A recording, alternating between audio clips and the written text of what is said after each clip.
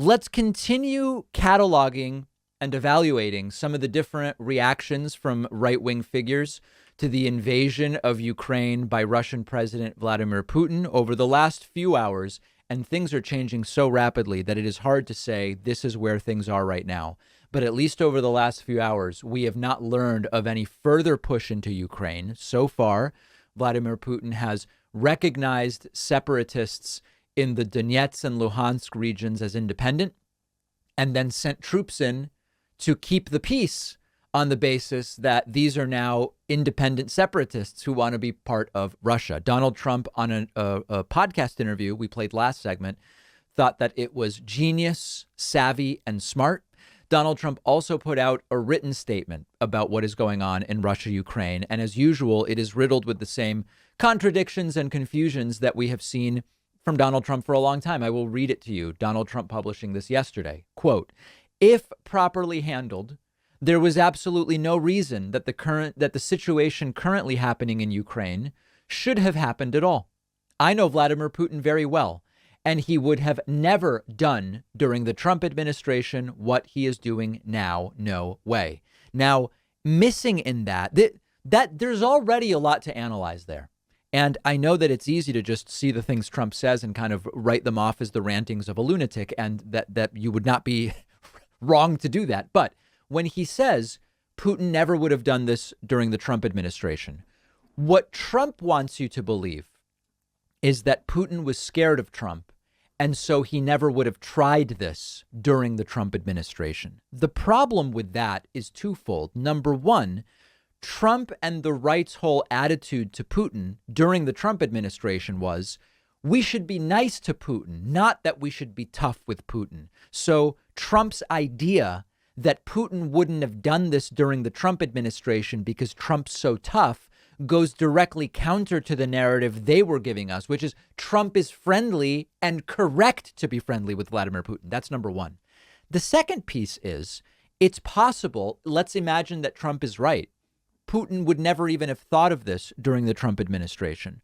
One possible reason why Putin would not have thought of would not think of doing this during the Trump administration would be that he feels as though he doesn't need to, because the world attitude to Putin is much more friendly thanks to Trump.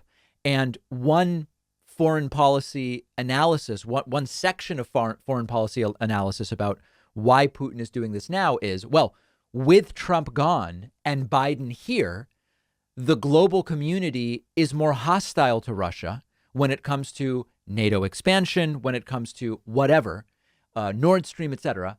And so Putin feels he needs to do something. So I'm not saying any one of these analyses is the right one, but there are many reasons why Trump could be, in a literal sense, correct that misstate the reasons behind it. Okay, let's continue.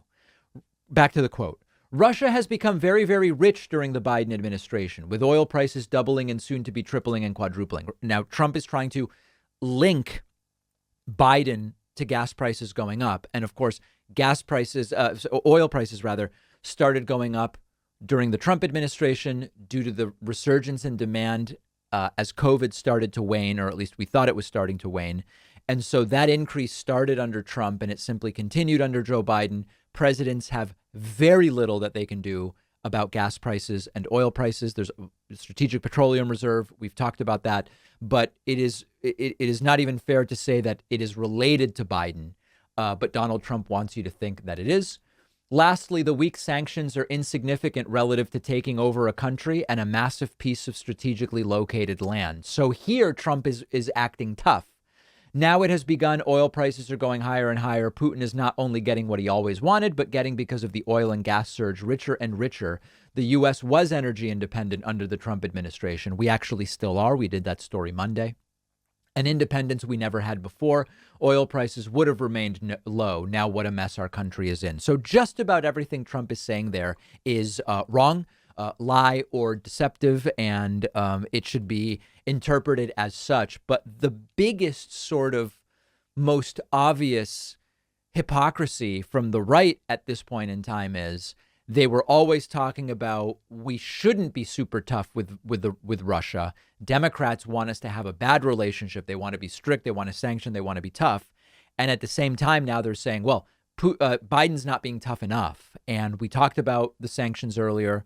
I do think early they were weak. They are getting tougher. I also think you need to leave something on the table in case Putin does push further into Ukraine. We discussed that earlier. But Trump's foreign policy analysis worth basically what we paid for it, which is nothing. It is a brand new year. Maybe you have goals around getting in better shape, maybe cutting back on sugar.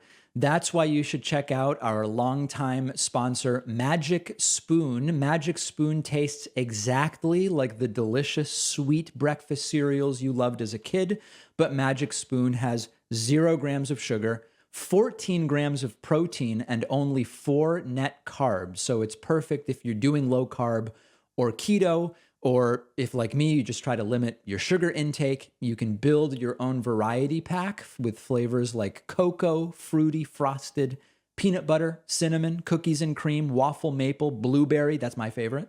Magic Spoon lets you enjoy a sweet, delicious snack without the guilt. You can stick to your goals and still treat yourself.